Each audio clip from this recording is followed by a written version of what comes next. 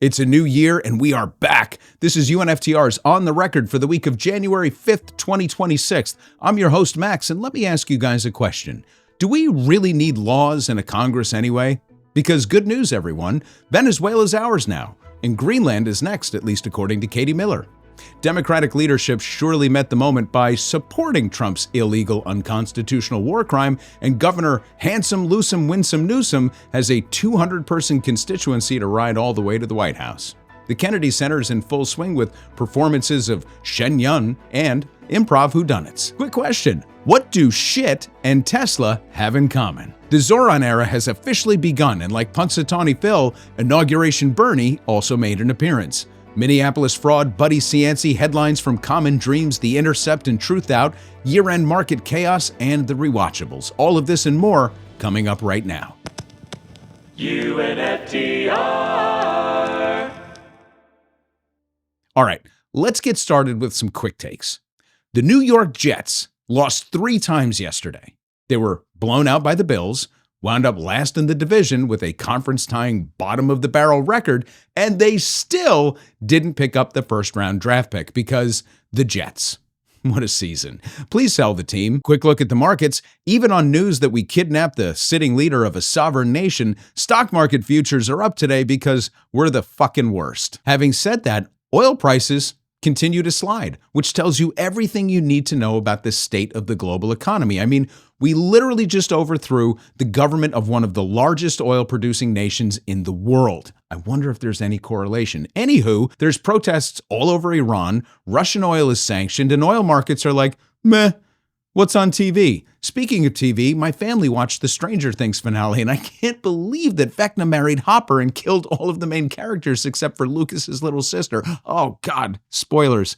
My bad. Well, the big news on New Year's Day, of course, was the inauguration of New York City's mayor, Zohran Mamdani. It was hard to pay attention to the speech because most of us were just worried about Bernie being out in the cold again.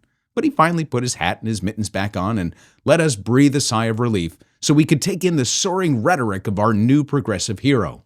May he govern with the wind at his back. But not everyone was a fan of his first speech. The right-wing media got its panties in a bunch when Zohran dared utter these words. We will replace the frigidity of rugged individualism with the warmth of collectivism. If our campaign demonstrated that the people of New York yearn for solidarity, then let this government foster it. See, the word collectivism is to the right-wing media what garlic is to vampires. And speaking of vampires, the once vaunted gonzo journalist and left-wing darling Matt Taibbi, who coined the term vampire squids to define Wall Street bankers, was also up in arms at the mere mention of a word that implies that we might work together. Now, instead of me lamenting how Taibbi has turned into the kind of curmudgeon monster that he used to hate, I'll let the Vanguard guys have at it. And here he's responding to the same quote, we will replace the frigidity of rugged individualism with the warmth of collectivism. And he says, what the fuck does this mean? Like some like low IQ fucking redneck idiot who's like triggered because, you know, hearing something that sounds like even remotely intellectual makes them feel stupid because they're like, they don't understand it or something. What the fuck does that even mean, bro? Why don't you just speak like a normal person? So if you're not familiar with the Vanguard Boys, Zach and Gavin, or Silly and Billy as they are not so affectionately known by the Young Turks, these are the online left media critics of record. Their job is to keep the left honest, at least in online spaces, and I rarely miss an episode because their trolling game is elite. And they might be taking people down one day and then giving them flowers the next, which is what I appreciate about them. But their trolling of Taibbi is the stuff of legend. Now, in Trumpland, the biggest news of the moment is, of course, the kidnapping of a foreign leader from a sovereign country. Now, everyone's in the loop on this, so I won't rehash it. But on Saturday, I reported on the kidnapping of Maduro with a YouTube explainer that spoke to Marco Rubio's obsession with Cuba. And you heard that right. I'll let the piece speak for itself, but the bottom line is that Venezuela and Cuba are the closest of allies, and Rubio has long sought to foment conflict with Venezuela in an effort to dismantle the Cuban regime once and for all. He even revealed his hand in a press conference saying, "If I lived in Havana and worked in the government, I'd be concerned." That's a direct quote. There's also a petrodollar angle to all of this, so make sure to check out the last couple of pieces if you missed them. So, in terms of what comes next, let's hear from the man who masters cognitive tests on a weekly basis, which is a totally normal thing to do and not at all a sign that we have someone in charge of the country that has completely lost his marbles. So we are going to run the country until such time as we can do a safe, proper, and judicious transition. And it has to be judicious because that's what we're all about. Judicious. Judicious. Someone isn't partaking in dry January, and neither am I for that matter. Now, apart from the fact that this was illegal, immoral, and unconstitutional, it's the Democratic response that might be even more absurd. Now, I'll get more into that in Max Notes, but of course, the horrible responses don't end there. Take, for example, Bride of Frankenstein Katie Miller's post on X immediately following the news that we struck Caracas. It's like the Millers need to remind everyone that, no, we're the biggest pieces of shit in the country. And speaking of shit, back to our riddle, what do Tesla and shit have in common? They're both number 2. That's right, Tesla sales are falling faster than acts that are scheduled to appear at the Trump Kennedy Center. But don't worry, after multiple acts pulled out of the holiday season and left the famed center dark on New Year's, our dear leader of culture, arts, the economy, and coup d'etats seems to have everything back on track. Why, coming this winter, you can catch the comedy stylings of Adam Carolla, not once, but twice, and Jeff Foxworthy, who I guess is still alive, even though his career is dead. You know you're a redneck when you only play Trump venues. January also boasts several banned China Shen Yun performances, and for those worried about the center's staple whodunit act sheer madness, they've got you covered with 34 performances coming this February alone. American art has never been better.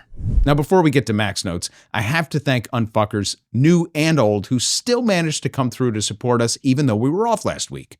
So UNFTR is entirely member-supported, so these memberships mean everything to us. They allow me to, day drink and put these episodes together. So thank you to our new and our returning members. We've got Gonzo, Vivian B, RPM, B Clip, Dave from Brooklyn, how you doing? Slothrop, Big Irish 2, Finska, Dadak, Goddess, Comdoc H, Tim, HRH40, The Union Pilot, Ed El Burro, God-Fearing Atheist, JF, Trisha, Sagacious Sam, El Bacho. El Bacho's been around a long time. Arlene B, AZ, Ormando, Khaleesi, 1970, Old Fat Man, Mistakes Were Made, and DMAC.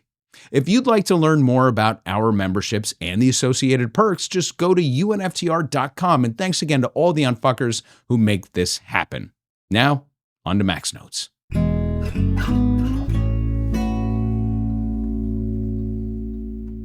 All right, so like I said earlier, I said my piece on Venezuela over the weekend, but I want to offer some perspective on Hakeem Jeffries' response and build from there with some thoughts.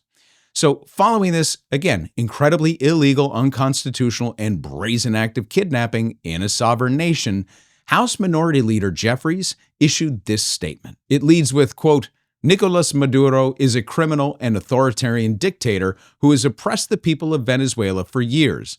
He is not the legitimate head of government, end quote. So the letter goes on to suggest that Venezuela is better off, and that the only crime committed by the Trump administration was not briefing Congress ahead of time.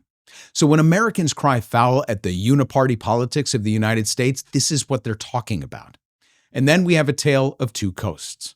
As Bernie Sanders was ushering in a new era in New York City by swearing in Zohran Mamdani as mayor, Gavin Newsom was busy running interference against a union-led proposal to propose a billionaire tax ballot initiative. So according to the organizers, the one-time 5% tax on anyone with assets over $1 billion could raise upwards of $100 billion to defray healthcare costs, and it would impact about 200 individuals. Now, if you're alone right now or in an area where people won't look at you funny, I want to say that last part out loud again together. It would impact about 200 individuals. These two examples say everything about the state of the Democratic Party today. One leader, who's counting the days until becoming the majority leader in the House again, can't even write words of condemnation over a war crime committed directly by the United States. And the other is building a case to be the Democratic nominee for president and is taking a hard line in defense of the billionaire class. Meanwhile, momentum is growing on the left toward the idea that billionaires should be unicorns anyway, not commonplace. And the Democratic frontrunner is making his bed with them. So if the general concept of an election is to win the most votes, then it would follow that one might put forward popular ideas, like raising taxes on high-income earners, which 58% of all Americans and 74% of Democrats favor, or that vast majority of Americans are against military action in Venezuela. Fuck it, while we're at it, how about 65% of Americans are in favor of Medicare for all, with 78% of Democrats and 71% of independents in support? What if this is all just easier than it looks? What if running on a progressive platform that galvanizes the nation, as in the case of Mamdani, actually wins elections and provides a mandate for authentic change?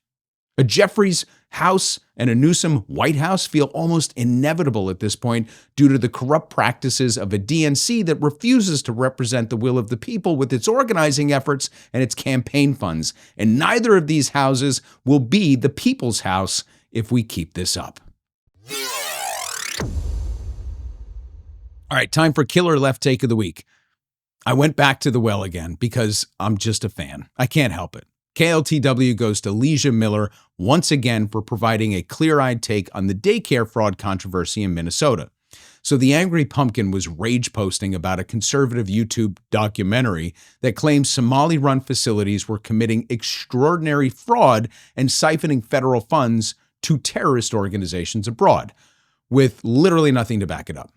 But the controversy has right-wing media frothing at the mouth, which has buried the truth under a pile of conspiracy theories. And as usual, Leeja Miller comes to the rescue to break it all down and ensure that we can hold more than one thought in our minds. And here's 3. There is fraud. No terrorists are being funded, and America is deeply racist. But what I really appreciate about this take in particular is how she casually dismantles the left-right whataboutisms by calling everyone out if they're shitty. A lot of eyes are on Minnesota. The state has been on notice for at least 15 years that state programs are vulnerable to fraud and abuse. Tim Walz inherited that reality and has taken action to try to fix it. But unlike MAGA blowhards who are willing to bend over backwards to argue that Trump's a good person with good intentions to help people, I'm not emotionally attached to Democratic politicians. It is not the takedown that you think it is to say, haha, Democrats, Tim Walz failed you. Okay, primary him then. Give me a better candidate. I would happily vote for them over Walz. Bill Clinton is in the Epstein files? Okay, investigate him. Put him in prison. Keith Ellison failed to do his job and investigate widespread fraud? Okay, let's replace him with someone better. Politicians are tools for the people to get what they want. Period. Full stop.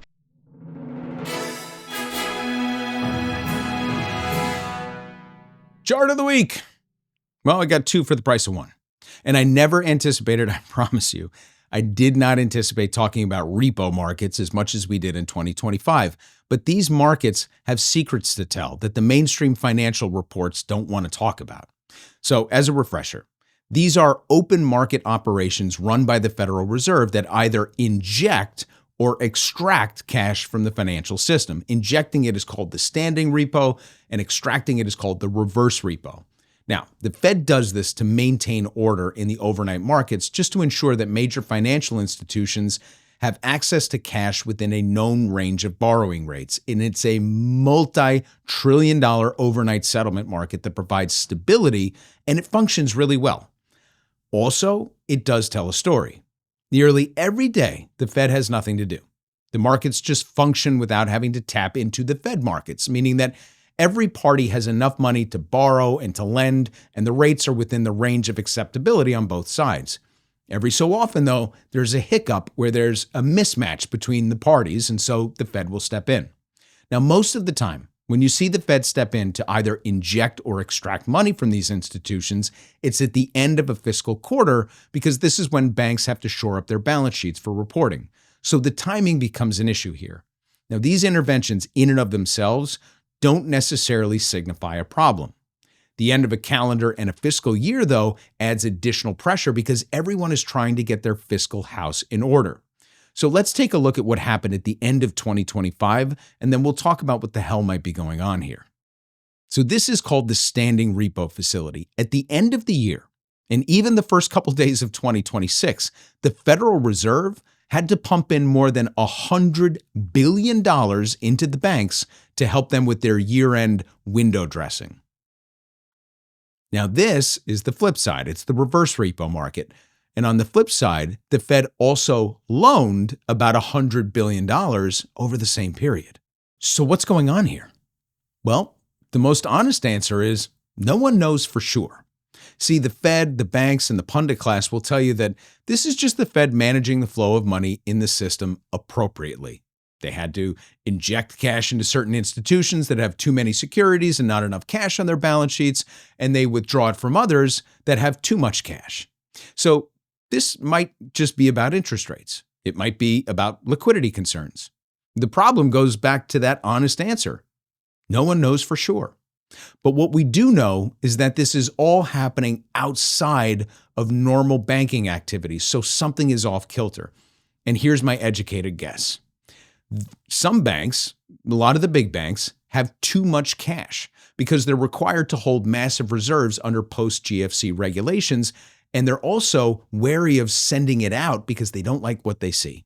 But the non-bank financial intermediaries, the NBFIs, the really big non-banking financial institutions, don't have enough cash because their portfolios are starting to crack, and they're playing games with their loans. So in this case, let me modify my honest answer to say that somebody knows but isn't telling. See, I think the private credit markets are in serious trouble, and the big banks know it. They're exposed to the bad loans on these books because they're the ones providing the leveraged liquidity to support these failing loans. And as one market observer recently noted, there's speculation that upwards of 25% of the loans in the private credit market have been modified or are currently in payment in kind arrangements, or in other words, loans that are in default. So I think when these massive firms are facing off in the overnight markets and evaluating whether they're going to extend credit to their counterparties within that Fed corridor of rates, they don't like what they see. And I think that all this means is that the Fed isn't managing rates, it's playing whack-a-mole. All right, getting into some headlines. Our first one comes from Common Dreams. Hope in Northampton. Tiny protesters faced off against U.S. military capitalism and won. I like this story. It's a small feel-good story about a victory in Massachusetts that gives hope to wider struggles and examples of civil disobedience. And it's fitting that it took place just a couple of hours from Thoreau's Walden Pond. So what happened was a group of senior citizens were cleared of all charges under something called the necessity defense after breaking into the headquarters of a defense contractor and spilling paint on the floor of the lobby. And they were literally like all in their 80s. And it was a kind of small act of resistance that really would have tickled Howard Zinn. Our next one is from Truthout. Fracking industry executives are salivating over the AI data center boom. We're closing wind farms, eliminating solar incentives, doubling down on coal and fracking. This is the Trump administration energy policy, and big tech is here for it. And our last one comes from the Intercept. ICE drives unmarked cars. This public database tracks their license plates.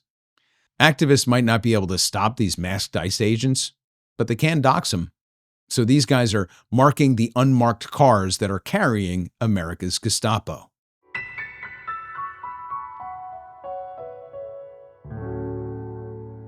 All right, closing out with a little bit of comfort food for book love and pod love this week. So the podcast for the week is The Rewatchables, Bill's 50 most rewatchable movies of the 21st centuries.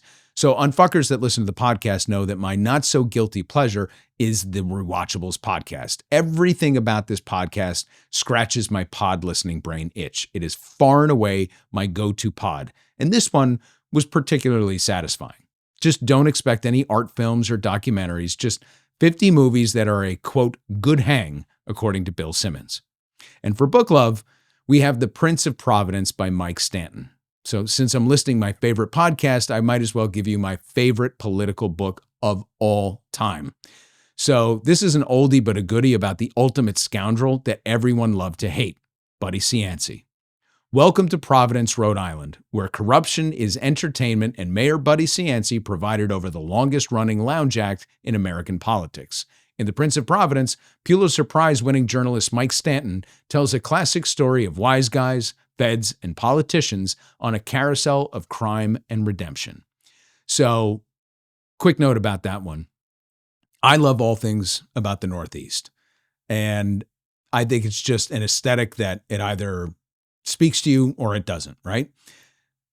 I'm a creature of Long Island. I've been institutionalized, like they said in Shawshank Redemption. I'm here now. I don't think I'll ever leave, but I do dream of the Berkshires or certain places just outside of, Providence, Rhode Island, or Saratoga Springs and stuff like that.